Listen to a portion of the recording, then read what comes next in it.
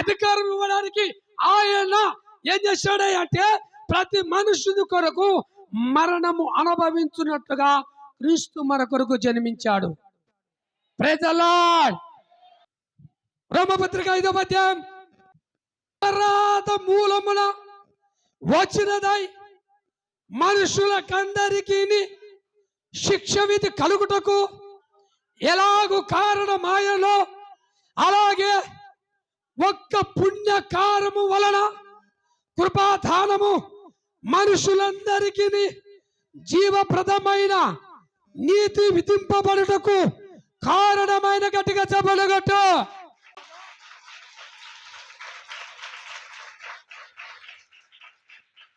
ఇక్కడ ఏమన్నాడు? కాబట్టి తీర్పు ఒక్క అపరాధ మూలమున వచ్చినదై. తీర్పు నీకొక్క మూలమున వచ్చిందంటే ఆ తీర్పులో నువ్వు నిలబడావంటే ఆ తీర్పుకు సంబంధించిన నీ పాపము చొప్పున మరణానికి జీతం వచ్చిందంటే ఆ మరణము నేను కొట్టివేయడానికి దేవుడు ఆ తీర్పు యొక్క అపరాధము వలన వచ్చినదైతే మనుషులందరికీ శిక్ష విధి కలుగుటకు ఎలాగూ కారణమాయనో అలాగే ఒక పుణ్య కార్యము వలన కృపాదానము మనుషులందరికీ ఏమైపోయిందట? జీవప్రదమైన నీతిని విధింపబడుటకు. ఒక్క పాపము ప్రజలందరి మీదకి వచ్చేస్తే ఆ ప్రజలందరి మీదకి వచ్చిన పాపము కొరకు మన ప్రభువే బలిగా అర్పించబడ్డాడు. గొర్రె పిల్ల రక్తములో నిన్ను కడగడానికి విమోచన క్రయధనము నీకు ఇవ్వడానికి యేసు క్రీస్తు నీ కొరకు జన్మించాడు. ఆయన జన్మించింది ఎందుకంటే ప్రతి వారి పాపములను ప్రతి వారి శాపమును విమోచకుడైన యేసయ్య తొలగించడానికి ఆయన రక్షించడానికి మనందరినీ రక్షకుడుగా వచ్చాడు. యేసు అంటే రక్షకుడు. తీర్పులోనికి వెళ్ళనియాడు, మరణానికి అప్పగించాడు. నీ మరణాన్ని ఆయన మీద వేసుకొని ఆయనకు మరణకు పాత్రుడుగా ఆయన ఉండి జీవ ప్రధానమైన స్థలాన్ని మన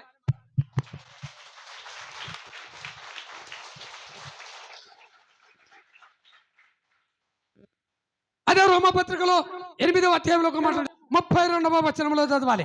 తన సొంత కుమారుని అనుగ్రహించుటకు వెన్ను తీయక మన అందరి కొరకు ఆయనను అప్పగించిన వాడు ఆయనతో పాటు సమస్తమును మనకెందుకు అనుగ్రహింపడు. చూసారా?